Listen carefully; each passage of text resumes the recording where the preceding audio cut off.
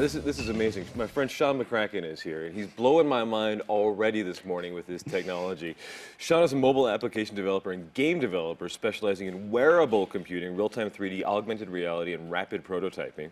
And Sean is the founder and lead game developer at Imaginary Computer Research and Development Lab here in Albuquerque, doing work for Epson's new smart glass, which is this one here. Yeah, this.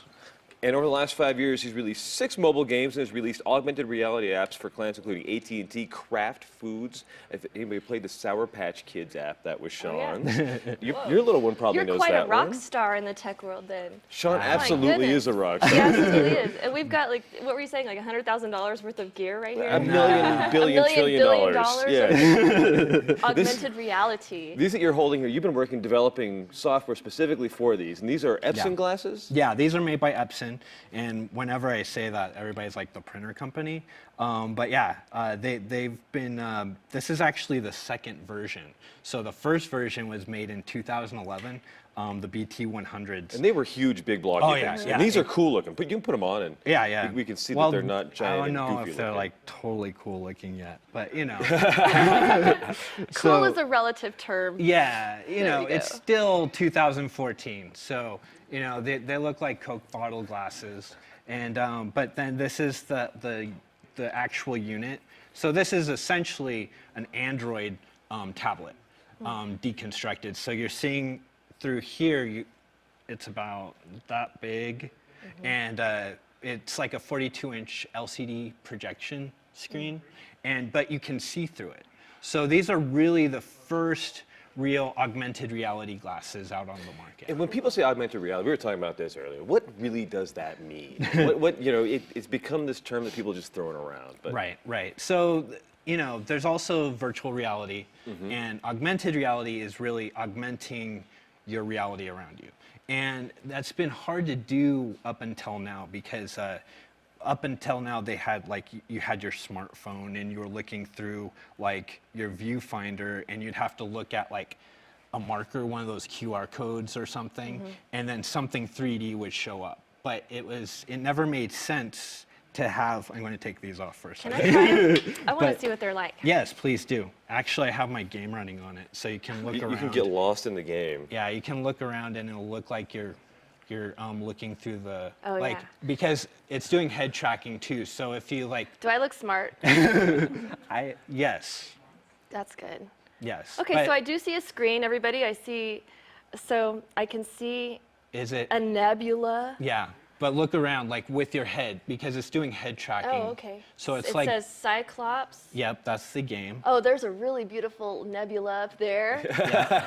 Yep. I wish everybody could see this. Wow. Yeah. Well, we have some videos of you explaining how this works, and I think our guys can cue that up here in a second. That is absolutely crazy. And if we want to do a video, we can show maybe a little bit more about what Amber's probably seeing through those glasses right now. But how did you get involved in doing this with Epson? So it was kind of through my work with Google Glass, which is these guys. Yep, that you can try them on. And so, right now that's actually my game, Cyclops, that you see. This is what Amber was seeing as she was turning her head. This is what she was looking at. Yeah, and you can see through the glasses, but then you see a virtual overlay of a city, and it's just matching up with your head. So it's kind of virtual reality-ish. I think a really good application for this would be to put the Pacific Ocean in your augmented reality. Yeah, or Tahiti, you know, or somewhere. Actually, I have the Himalayas already. So, but yeah, there's a little game that I made, and it's more kind of, the hard part is doing real augmented reality, which would be more like, you know, you look at this coffee mug, and because there's cameras that are going out, there's computer vision going on. So like it would be able to see the Morning Brew logo and then augment some 3D stuff. Or tell you how hot the coffee might be. Exactly.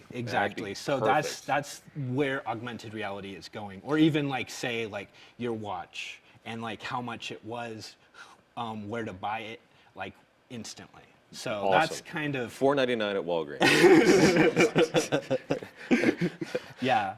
And then part of this whole thing too is you're a wearable developer, and you're wearing this awesome armband here. Yeah. And this blows my mind. If you can explain a little bit more about what it does. Yeah. So this is the Myo armband by Thalmic Labs. They're out of Canada. And you're developing software for these guys too? Well, it was actually through Epson. I got this prototype. So these are kind of all prototype units, really. Actually, this one's out on the market for $6.99 right now. But so this is a prototype that I got from Thalmic Labs.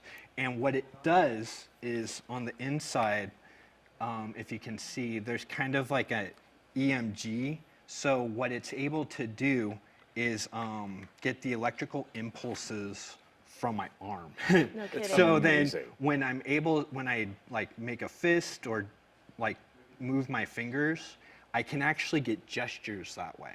So I can also, it has a gyroscope in it, so I'm able to move my arm, and if I have a cursor in 3D space, I'm able to move it, and then if I want to click, I just close my hand. Amazing. Wow. What movie was it where they could do that? Minority. The Minority Report. Yeah. Yeah. Where they He's were just moving all the data all around. Yeah. That's actually a thing we can do now. Yeah, but it's even beyond that, because Minority Report was like, that's an old movie now. but also like that they were And like. so are we. And so are we, yeah. Well, I'm there too, but you know, like they were on TV screens and they're doing all of that stuff. With this connected to something like this, you can walk around and It's you're just in always, the air in front of you, and you Yeah. can just see it. Exactly. That's exactly. amazing. So Sean, where is all this technology taking us? Oh, that's the $1 million question, right? So, you know, it's still early days, like especially here. And I think that Google Glass has kind of made it sort of difficult and maybe knocked us back a little bit, because there's kind of an anti-Google Glass movement that has started, just because I think the camera is so apparent. So you look and I And think everybody assumes you're filming them at every moment. Exactly. So you're walking around basically with a heads-up display and a camera. It does have a And- little sinister vibe to it, I have to say. Exactly, exactly. And, you know, I think that they fumbled the PR a little bit too, because like it's pretty much the same use case as your camera. Or your phone. But like your phone 5 years ago, when I got my first iPhone, Right. I didn't know what it was, and they said there would be apps for it sooner or later that I Right. could use. Right. And now, finally, in the last couple of years, that stuff has happened. Do you think that same thing will happen with Google Glass, where developers like you will be out there developing games, developing things for them, and in 5 years it will be as indispensable as our phone? Oh yeah, definitely. Whoa. We're definitely moving in that direction. We'll have to but- get Google Glass cases, Yes, all the exactly. accessories. Yeah, and also you have to not look like Geordie LaForge. I think that they have to, you know, change Jordy's it my a bit. heartthrob. I love Geordie, but You're you so know, funny, Sean. yeah. Smart and funny, guys. So, but you know, it's definitely going that way. I think it's 10 years out, but what we have to really do too is like not.